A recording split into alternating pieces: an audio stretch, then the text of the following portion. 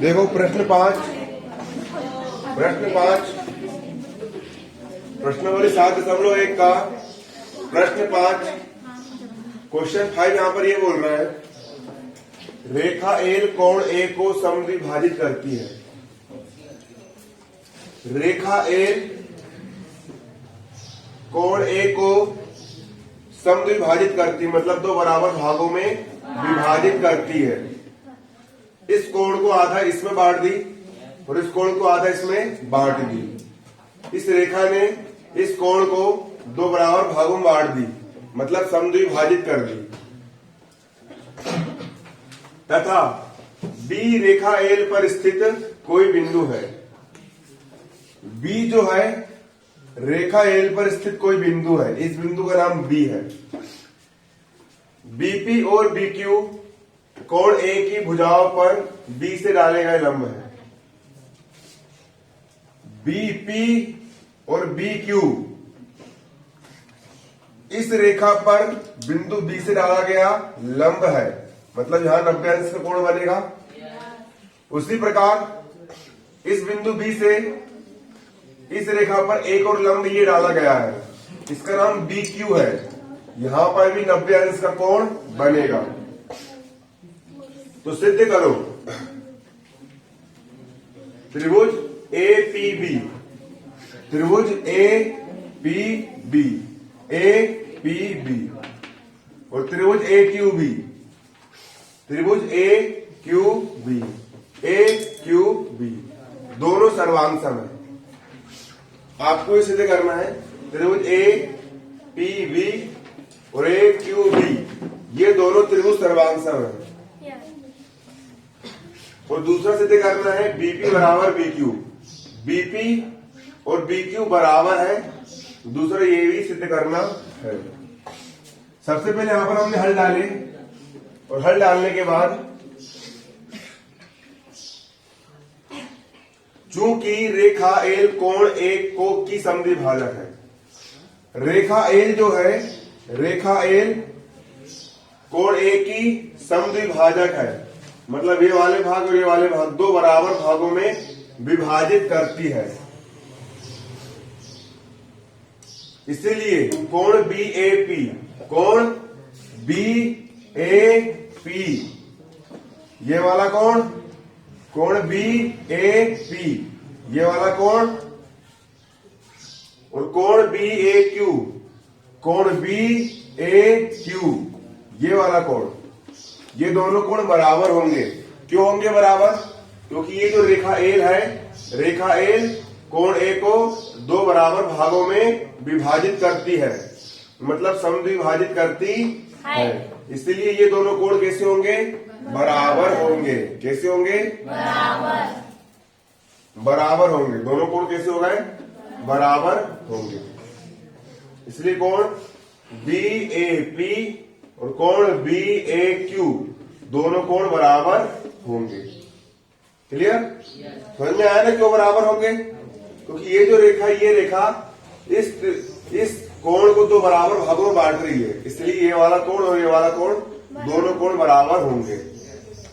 सवाल में एक चीज और दिया है कि बिंदु बी से इस भुजा पर लंब डाला गया है मतलब ये वाला कोण 90 अंश का होगा और बिंदु बी से इस भुजा एपी पर भी क्या डाला गया है? लंब डाला गया है। ये वाला कोण भी कितने अंश का होगा? 90 अंश का होगा। चूंकि बीपी लंब है एपी पर बीपी जो है वो लंब है किस पर? एपी पर खड़ी है। बीपी एपी पर लंब है और बीक्यू एक्यू पर लंब है। बीक्यू जो है वो एक्यू पर क्या है? लंब है। इसीलिए कोण ए पी बी ये वाला कोण ये भी 90 अंश का होगा और कोण ए क्यू बी ये वाला कोण भी कितने अंश का होगा? 90 अंश का होगा। तो कोण ए पी बी ये भी 90 का हो गया। तो कोण ए पी बी और कोण ए क्यू बी दोनों कोण कैसे होंगे? बराबर होंगे। और कितने कितने अंश के होंगे? 90 अंश के होंगे।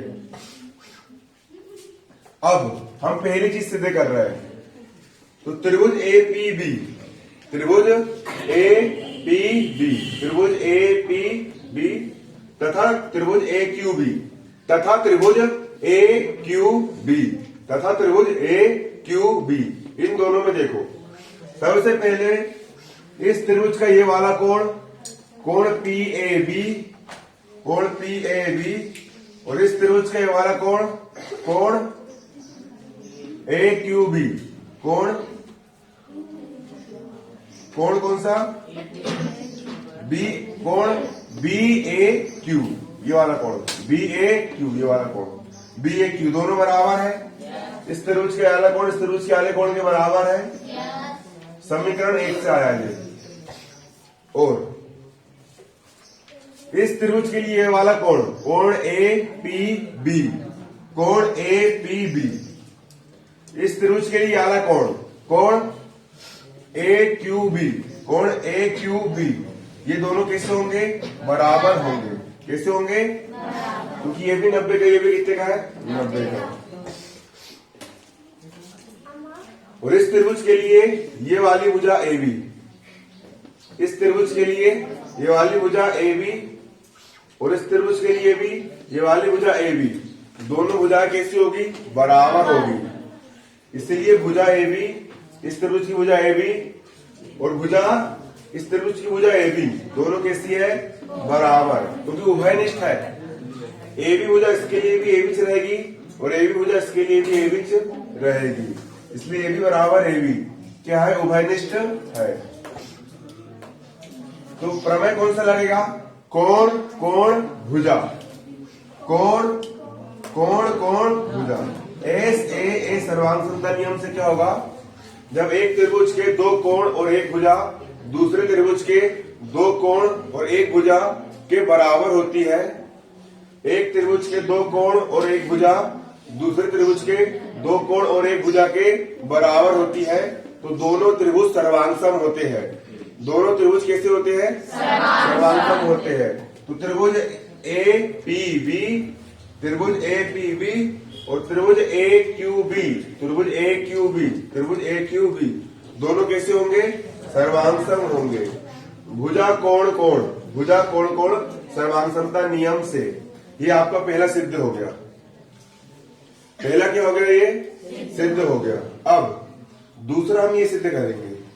हमको सवाल में दिया है, चूंकि त्रिभुज एपीबी, त्रिभुज एपीबी और त्रिभुज ए क्यू बी, त्रिभुज ए क्यू बी, ये दोनों कैसे हैं, सर्वांगसम है। सवाल में दिया है आपको कि त्रिभुज एपीबी और त्रिभुज ए क्यू बी सर्वांगसम है, अपन अब सिद्ध करके लेके आए।